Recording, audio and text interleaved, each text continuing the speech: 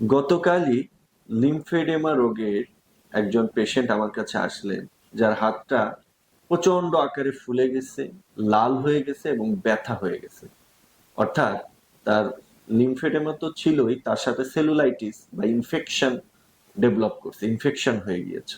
তো হিস্ট্রি নিয়ে জানলাম যে উনি এই রোগের চিকিৎসার জন্য একটি ফিজিওথেরাপি সেন্টারে গিয়েছিলেন। সেখানে ওনাকে আয়ারান নামে একটি গরম স্যাক দেওয়া হয়েছে, প্যারাফিন অক্সবাত নামে আরেকটি গরম স্যাক দেওয়া হচ্ছে। অথচ লিম্ফেডেমা রোগে কিন্তু গরম স্যাক দেয়া পুরোপুরি নিষেধ। এই জন্য আমি চিন্তা করলাম যে লিম্ফেডেমা রোগে কি করা যাবে, কি করা যাবে না, এটা আপনাদের সাথে একটু শেয়ার করি। তো চলুন দেরি না করে জেনে নিই লিম্ফেডেমা রোগ হলে আমাদেরকে কি কি করতে হবে।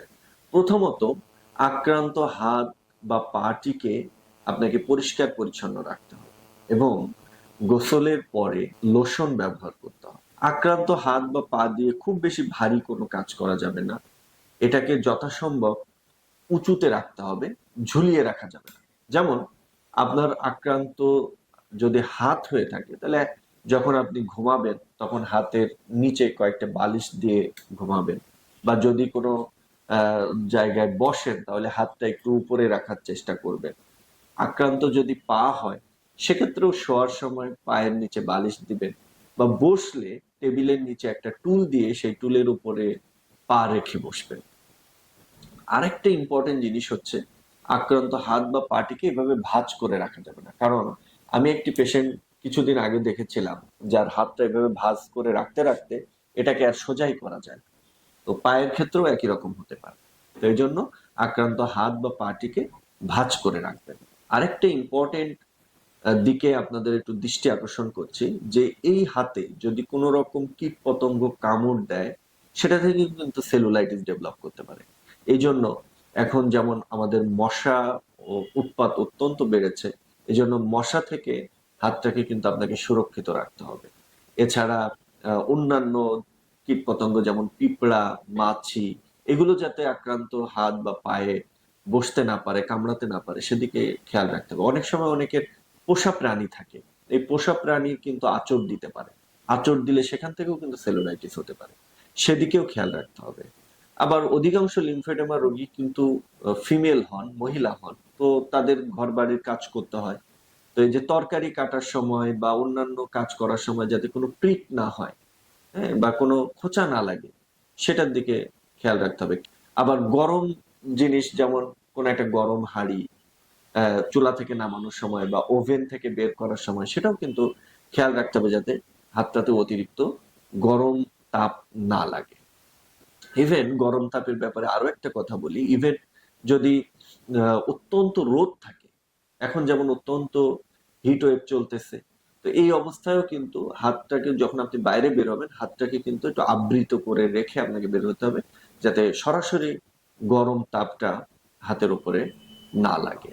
অনেকে সুই সুতার কাজ করেন, সেক্ষেত্রে কিন্তু সূচ ঢুকে যাওয়ার সম্ভাবনা আছে। এই জন্য একটা থাম্বনেইল, বুড়ো আঙ্গুলে একটা থাম্বনেইল যদি ব্যবহার করেন, এখান থেকে কিন্তু আমরা মুক্ত থাকতে পারবো। এছাড়া আক্রান্ত হাত বা পাটিকে যে কোনো ধরনের ট্রমা, যা খোঁচা লাগা, আঘাত লাগা বা হোঁচট খাওয়া, পায়ের ক্ষেত্রে হোঁচট খাওয়া, এই সমস্ত জিনিস থেকে বিরত রাখার জন্য সর্বোচ্চ সতর্কতা অবলম্বন করতে হবে। যেমন পায়ের ক্ষেত্রে আপনি একটা এমন ধরনের জুতা পরবেন যেটা চারিদিক থেকে পাটাকে ঘিরে রেখেছে, এমন না যে স্যান্ডেল টাইপের জুতা না। কারণ স্যান্ডেল টাইপের জুতায় কিন্তু ইনজুরি হওয়ার চান্স বেশি থাকবে। শু টাইপের জুতা বা কেটস টাইপের জুতা, এটাই কিন্তু আপনার জন্য মোস্ট প্রিফারেবল।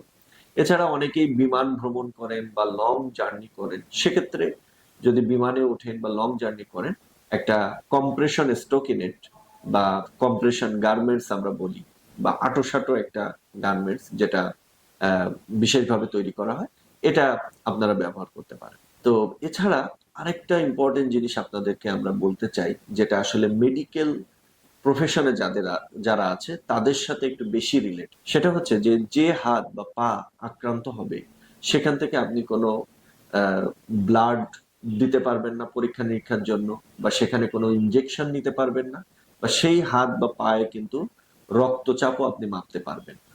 সেটা আপনার স্বাস্থ্যকর্মী যারা থাকবে তাদেরকে বলতে হবে যে আমার এই হাতে বা পায়ে লিমফেডেমা আছে, এইখানে এই কাজ করা যাবে না, সেক্ষেত্রে অন্য হাত বা অন্য পা ব্যবহার করতে হবে। এছাড়া ফিজিওথেরাপি নেয়ার ক্ষেত্রে বা বাসায় কোনো ধরনের গরম স্যাক দেয়া যাবে বা বেশি ঠান্ডা স্যাকও দেয়া যাবে, তবে বেশি খারাপ হচ্ছে গরম স্যাক। যেমন ফিজিওথেরাপির ভিতরে আইআরআর, প্যারাফিনক্স বা তারপরে microwave diathermy, short wave diathermy, ultrasound therapy, এই জাতীয় থেরাপি গুলো দেয়া যাবে। কিন্তু লিমফেডেমার ক্ষেত্রে কিন্তু স্পেশাল কিছু থেরাপি রয়েছে, যেমন আইপিসি বা intermittent pneumatic compression, extra corporal shock wave therapy বা কোনো কোনো ক্ষেত্রে লেজার থেরাপি, এইগুলো কিন্তু রিকমেন্ডেড প্রেসক্রাইবড প্যারামিটারে দেয়া যাবে। তো এই জন্য এই সমস্ত বিষয়ে আমাদেরকে সতর্ক থাকতে হবে, যাতে করে লিমফেডেমা হইলে সেটা আরো সেভিয়ার না হয়ে যায়, বা লিমফেডেমা যাদের কেবল প্রথম শুরু হচ্ছে তারাও কিন্তু এই নিয়ম নীতিগুলো যদি মেনে চলেন,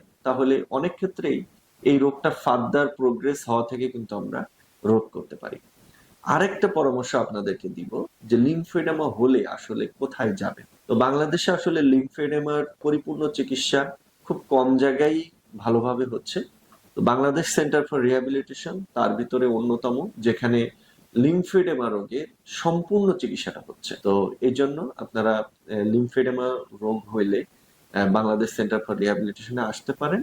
এছাড়া অন্য আরো কিছু জায়গায় কিছু কিছু চিকিৎসা হচ্ছে, যেমন cancer institute, BSMMU, Dhaka medical college, সেগুলোতেও আপনারা যোগাযোগ করতে পারেন। ধন্যবাদ সবাইকে।